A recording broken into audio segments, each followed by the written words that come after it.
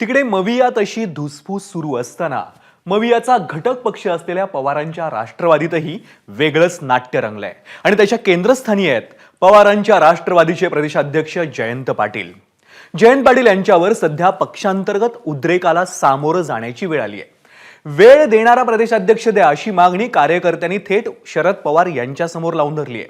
आता ही कार्यकर्त्यांची स्वतःची मागणी आहे की यामागे पक्षातीलच काही नेत्यांचं पाठबळ आहे, याची चर्चा रंगली आहे. पाहूयात याविषयीचा राजकीय शोलेचा हा स्पेशल रिपोर्ट. आनंद आहे की अशा पद्धतीच्या जयंत नेतृत्वाने उद्याचा महाराष्ट्र घडवण्याच्यासाठी सावरण्याच्यासाठी भूमिका आपल्या खांद्यावर घ्यावी ही तुमची माझी आणि संपूर्ण महाराष्ट्राची अपेक्षा आहे. त्या अपेक्षेच्या पूर्ततेला तुम्हा सगळ्यांची शक्ती असली. 2 महिन्यात दिवस कसे पालटतात याचं हे उदाहरण. विधानसभा निवडणुकांपूर्वी जयंत पाटलांवर मोठी जबाबदारी टाकण्याची भाषा खुद्द शरद पवारांनी केली होती. त्याच जयंत पाटलांना आता मोठी जबाबदारी मिळणं सोडाच, आहे ती जबाबदारी कायम राहते का याची चर्चा सुरू झाली आहे. पक्षात तरुण नेतृत्वाला संधी मिळण्यासाठी भाकरी फिरवण्याची गरज असल्याचं पक्षाचे प्रवक्ते जाहीरपणे बोलू लागले. जवळपास बहुतांश 75-80% कार्यकर्त्यांची हीच भूमिका होती की राज्य कार्यकारिणी असेल किंवा सगळे आता पदाधिकारी संघटन आता राज्यातलं नव्याने तयार केलं पाहिजे, हे बरखास्त केलं पाहिजे, अशीच सर्वांची मानसिकता होती. आणि त्याच्यात मग सगळेच आले, मग खालच्या पातळीपासून प्रदेश पातळीपर्यंत सगळेच त्याच्यामध्ये आले. जयंत पाटील यांच्यासह बदललेच पाहिजेत सगळे बदल, असाच सगळ्यांची मानसिकता आणि असाच सूर सगळ्यांनी काल तिथं मांडलेला आहे. ही मागणी केवळ माध्यमांच्या कॅमेऱ्यासमोर नाही तर खुद्द पक्षाध्यक्ष शरद पवारांसमोर करण्यात आली.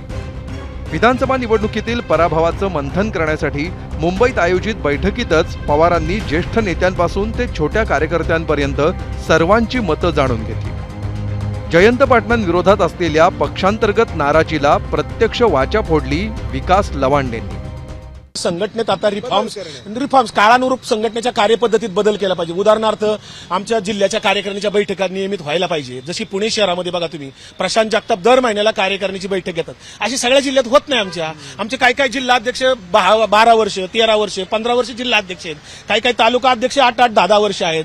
मग हे सगळे रिफॉर्म्स केले पाहिजेत, कार्यपद्धतीत बदल केला पाहिजे. राजीनामा मागणाऱ्यांनी स्वतःच्या प्रभागात मिळालेल्या मतांचा हिशोब द्यावा, मी राजीनामा देतो असं म्हणत जयंत पाटलांनी लवांडेंना उत्तर देण्याचा प्रयत्न केला. मात्र त्यानंतरही भाकरी फिरवण्याची ही चर्चा काही शमली नाही. जयंत पाटलांसह सर्व महत्त्वाच्या पदावर भाकरी फिरवण्याची मागणी कार्यकर्त्यांनी लावून धरली. मराठा व्यतिरिक्त समाजाच्या नेत्याला संधी द्यावी, वेळ देणारा प्रदेशाध्यक्ष असावा आणि सर्व फ्रंटलचे पदाधिकारी बदलावेत असा आग्रह कार्यकर्त्यांनी लावून धरला. दरम्यान जयंत पाटलांच्या प्रदेशाध्यक्षपदाला आव्हान मिळण्यामागं रोहित पवार असल्याची चर्चाही राष्ट्रवादीत सुरू झाली.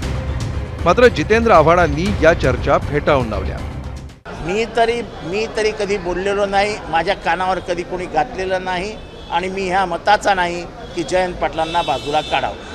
आणि तशी कुठलीही मागणी ही आजच्या ह्याच्यामध्ये कुठल्याही कार्यकर्त्यांनी केलेली नाही. मला वाटत नाही रोहित पवार विरुद्ध जयंत पाटील तुम्ही कसा विचार करता. सिनियरिटी बघा ना जरा जयंत पाटलांची.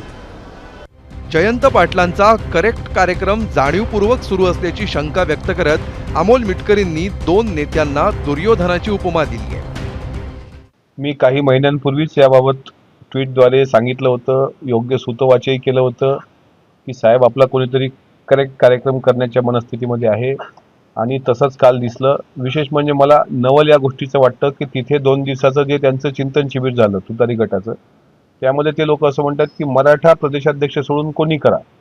म्हणजे मग त्यांच्या पक्षामध्ये इतक्या मोठ्या प्रमाणात मराठा द्वेष भरलाय का? शरद पवार हे नेहमी राजकारणात नव्या जुन्याचा मेळ घालत आले. 55 वर्षांच्या त्यांच्या राजकीय कारकिर्दीचं ते गमक मानलं जातं. आता विधानसभेच्या दारुण पराभवानंतर उफाळून आलेल्या गटबाजीला ते कसं हाताळतात याकडे सर्वांचं लक्ष असणार आहे. पुण्याहून मंदार गोंजारीसह ब्युरो रिपोर्ट, एबीपी माझा, मुंबई. एबीपी माझा, उघडा डोळे बघा नीट.